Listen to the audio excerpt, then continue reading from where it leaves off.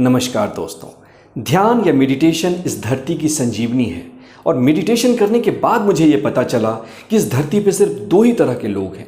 एक वो जिन्होंने ध्यान किया है, एक वो जिन्होंने ध्यान नहीं किया है। दोस्तों, ध्यान में इतनी शक्ति है कि बिल गेट्स, जेफ बेजोस, बड़ी बड़ी कंपनी के सीईओ रोज़ मेडिटेशन करते हैं और यही उनके इंटेलेक्ट का सीक्रेट है। एपिजेनेटिक्स का रिसर्च ये कहता है कि ध्यान करने के कारण उम्र बढ़ने की प्रक्रिया कम हो जाती है। जितने भी बीमारी पैदा करने वाले जीन हैं वो साइलेंट हो जाते हैं और जो हमें शक्ति, स्फूर्ति, इम्यूनिटी देते हैं वो सारे के सारे जीन्स सक्रिय हो जाते हैं। और तो और दोस्तों, मैंने पर्सनली जो मेडिटेशन का बेनिफिट जाना है वो मैं आपको शेयर कर रहा हूँ। बचपन में मैं अपने नाना जी के साथ कुछ समय रहता था तो वो मुझे बैलगाड़ी पर बिठाकर अक्सर घुमाया करते थे। मैं उनको कहता था कि बैल के लिए आप वेट करते हो, लेकिन यहाँ तो बहुत सारी बकरियाँ हैं, आप इनसे क्यों नहीं काम लेते? तो वो हंसते हैं और कहते हैं क्योंकि बकरियों के पास इतना पावर नहीं, इतनी शक्ति नहीं कि वो इसे खींच सके। एक दूसरे दिन मैंने देखा कि एक सांड जा रहा था और उससे डर के बहुत सारे जानवर भाग रहे थे। मैंने अचानक उनसे पूछा कि बैल से तो ज़्यादा शक्तिशाली सांड है, जब पावर की ही बात है तो आप इसको क्यों यूज़ नहीं करते? तो नाना जी फिर से मुस्कुराते हैं और कहते हैं इसके अंदर शक्ति ज़रूर है, लेकिन ये वर्केबल नहीं है। इसकी एनर्जी को हम चैनलाइज नहीं कर सकते, फोकस नहीं कर सकते। यही मॉडल आपकी ब्रेन के साथ भी सच है। अब अगर आपको ब्रेन को यूज़ करना है तो इसके अंदर पावर होनी चाहिए, शक्ति होनी चाहिए, जो कि ध्यान से खुलता है। और दूसरी बात, आपका ब्रेन वर्केबल बनता है मेडिटेशन से। अक्सर लोगों को देखा गया कि एक स्टूडेंट, उसके अंदर सारी एबिलिटीज़ हैं, फिर भी अपने ध्यान को पढ़ाई पे नहीं लगा पाता। उसका मन उसे इजाज़त ही नहीं देता इंटरटेनमेंट से कि तुम पढ़ाई पे फोकस करो। यही बहुत सारी गृहिणी का, बहुत सारे बिजनेसमैन का, बहुत सारे लोगों की प्रॉब्लम है कि वो अपने माइंड के गुलाम हैं। उनका माइंड उनकी बात सुनता ही नहीं है। लेकिन जब आप मेडिटेशन करना शुरू करते हैं तो आपका माइंड आपकी बातें सुनना शुरू करता है। वो आपका दोस्त बन जाता है और जो कमांड आप इसको देते हैं वो कमांड लेना शुरू कर देता है।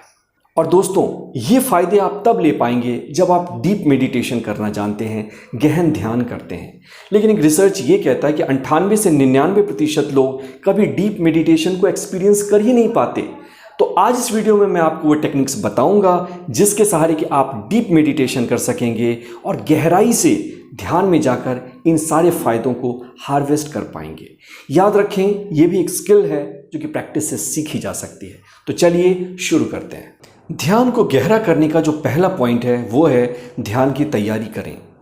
हम में से ज़्यादातर लोग ये समझते हैं कि 1 घंटे हमने मेडिटेशन कर लिया और 23 घंटे हमारा माइंड शांत रहेगा, हमें शांति मिलेगी। लेकिन डंडा पानी ये कहते हैं कि अगर आपको 1 घंटे या आधे घंटे ध्यान करना है तो 23 घंटे ध्यान की तैयारी करनी चाहिए। जी हाँ दोस्तों, ध्यान एक एग्ज़ाम की तरह होता है। साल में एक बार ज़रूर आता है, लेकिन पूरे साल हम इसकी तैयारी करते हैं। और एक बार अगर हमने अच्छे से तैयारी करके एग्ज़ाम को अच्छा कर लिया तो हमारा जीवन सफल हो जाता है, पूरे जीवन इसका प्रभाव मिलता है। उसी तरह से आपको पूरे दिन ध्यान की प्रिपरेशन करनी है और अगर आपने अपने उस मेडिटेशन को ठीक कर लिया तो आपका दिन, आपका वर्ष, आपका जीवन अच्छा हो जाएगा। जी हाँ, इसके लिए आपको अवेयर रहना है, अलर्ट रहना है। आपको देखना है कि आपके विचार आपके मन में क्या चल रहे हैं। जब अगर नकारात्मक विचार आएँ उसके साक्षी बने। आप अपने सांसों पे अपने ध्यान को रख सकते हैं। इसी विधि को माइंडफुलनेस कही जाती है कि प्रेजेंट मोमेंट में रहने की प्रैक्टिस आपको करनी है। और जब आप ऐसा करेंगे तो आपका ब्रेन हट करना छोड़ देगा और जब आप ध्यान के लिए बैठेंगे तो बहुत ही आसानी से आप गहन ध्यान में चले जाएंगे, क्योंकि इसी क्रिया को, इसी मेडिटेशन को आप खुली आंख से दिन भर प्रैक्टिस कर रहे थे। और जिस चीज़ की आप प्रैक्टिस करते हैं वो चीज़ आपकी लाइफ में अच्छा होता है, बढ़ता है। दूसरा पॉइंट है नो इंटरफेरेंस। हम में से बहुत सारे लोगों को ये गलत फहमी है कि हम अगर मच्छर को नहीं काटेंगे तो ये मच्छर भी हमें नहीं काटेगा। जी हाँ, हम में से ऐसा लोगों को लगता है कि अगर हम अपने माइंड को कुछ नहीं कहते हैं तो हमारा माइंड भी हमें डिस्टर्ब नहीं करेगा, कुछ नहीं करेगा। लेकिन ऐसा नहीं है। आपका माइंड एक समंदर की तरह है और इसमें बहुत सारी लहरें चल रही हैं। इसमें अहंकार की लहरें हैं, इसमें क्रोध की लहरें हैं, इसमें गुस्सा, नफरत, जीलसी, ये लहरें अचानक उठ रही हैं। ये स्ट्रेस के रूप में उठ सकती हैं, एंग्जाइटी के रूप में उठ सकती हैं, डिप्रेशन के रूप में उठ सकती हैं। अब आप ये समझो कि कोई तालाब का एग्जाम्पल लो। उसमें किसी पत्थर के गिरने के कारण एक लहर पैदा हुई और आपने एक बड़ी सी और ईंट डाल दी इस भ्रम में कि वो लहर शांत हो जाएगी। क्या ऐसा होगा? नहीं। उसी तरह से हमारे ब्रेन में जब भी कोई थॉट उठता है या हमारे अंदर कोई इमोशंस आता है तो हम ध्यान के स्टेट में क्या कोशिश करते हैं कि उसे दबा दें, उसे सप्रेस कर दें, जल्दी से जल्दी इसके पार पा जाएं। जी नहीं, ये मेडिटेशन नहीं है। अगर आप ऐसा कर रहे हैं तो अपने मन की गतिविधि को, मन की हरकत को और तेज कर रहे हैं और आपका ध्यान टूट जाएगा, आपका मन हलचल में पड़ जाएगा। इसलिए ध्यान का अर्थ है कि जो कुछ भी हो रहा है उसको देखने की प्रैक्टिस करें। Awareness is meditation. जब आप जागे हुए स्टेट में हैं वही ध्यान है। हो सकता है आपका मन बार बार भागेगा और विचार आने लगेंगे, लेकिन फिर भी आपको अपने आप को जगाए रखना है, फिर भी एक चौकीदार की तरह मन को देखते रहना है और यही मेडिटेशन को डीप करने की टेक्निक है। तीसरा पॉइंट है choose a silent place. Rumi कहते थे कि silence is the language that God speaks. शांति वो भाषा है जो कि गॉड बोलते हैं और बाकी सब कुछ एक पुअर ट्रांसलेशन है, गलत व्याख्या है। जी हाँ, ये जितने भी वर्ड हैं या जितने भी लैंग्वेज हैं ये इंसान ने बनाए हैं, लेकिन शांति गॉड ने या यूनिवर्स ने बनाया है। और जब कभी भी आप शांति वाले स्फेयर में जाते हैं, शांत जोन में पहुंचते हैं, उस समय ये ब्रह्मांड अचानक आपसे बोलना शुरू करता है। वो गॉड अपने लैंग्वेज में आपसे कनेक्ट करता है और आप ये देखकर हतप्रभ रह जाएंगे कि जब आप शांत वातावरण में जाते हैं तो वो वातावरण आपको भी शांत कर देता है। इसलिए सुबह के समय में किसी ऐसी जगह पे जहाँ शांति हो जाने के बाद इंसान को अच्छा फील होता है, क्योंकि हमारी जितनी भी प्रॉब्लम है वो सब हमारे विचारों के कारण, इमोशंस के कारण, वाइब्रेशन के कारण आ रही हैं। और जैसे ही हम शांत स्फेयर में जाते हैं ये सारी चीज़ें अपने आप करेक्ट होने लगती हैं, शांत होनी शुरू हो जाती हैं।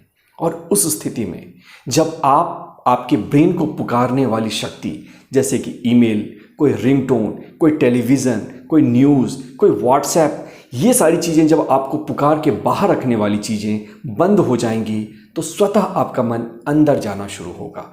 और यही ध्यान है। ध्यान एक अंदर की यात्रा है। जो हम बाहर की यात्रा कर रहे हैं वो संसार है, लेकिन जिस समय हमारा मन अंदर जाना शुरू होता है उस समय हम ध्यान में गहरे चले जाते हैं। लेकिन ध्यान में हम तभी अंदर जा पाएंगे जब बाहर जो चीज़ें हमें पुकार रही हैं, खींच के बांध रही हैं, वो चीज़ें कम हो जाएं। और इसके लिए आपको शांत वातावरण में बैठने की प्रैक्टिस करनी होगी। अगला पॉइंट है मास्टर योर ब्रीदिंग। हमारी योगिक प्रैक्टिस ये बताती है कि हमारी क्वालिटी ऑफ लाइफ हमारी ब्रीदिंग पे डिपेंड करती है। मतलब कि अगर हमें अपनी लाइफ को बदलनी है तो हमें अपनी सांसों को बदलना पड़ेगा। और योगिक प्रैक्टिस ये भी कहती है कि किसी का शांत दिमाग बिना ब्रीदिंग के शांत हुए संभव नहीं है। इसलिए गहन ध्यान का रास्ता, जीवन को बदलने का रास्ता सांसों से ही जाता है। इसलिए बुद्ध ने सांस को चुना क्योंकि ये एटर्नल है। और दोस्तों, एक रिसर्च ये कहता है कि जब आप गहरी सांस की प्रैक्टिस करते हैं, डीपली लेते हैं, जो कि ध्यान के लिए सहायक है, उसमें क्या होता है कि आपके जो लोअर लंग्स हैं वहाँ पे ज़्यादा ऑक्सीजन जाने के कारण ये स्ट्रेच होती है। यहाँ स्ट्रेच रिसेप्टर्स हैं। यहाँ से ये नर्व का मैसेज आपके ब्रेन को जाता है और आपका पैरासिम्पैथेटिक नर्वस सिस्टम एक्टिवेट होता है, जिसका कि रूल है रिलैक्स, रिजुविनेट एंड रिफ्रेश। मतलब सारी चीज़ें रिलैक्स होने लगती हैं, रिफ्रेश होने लगती हैं। लेकिन स्ट्रेस के कारण नॉर्मल मोड में आपका ब्रेन सिंपैथेटिक मोड में है, जो कि कहता है फाइट, फ्लाइट एंड रन। मतलब हर चीज़ उसे दुश्मन दिखाई देती है, हर चीज़ से वो लड़ता रहता है, घबराता रहता है।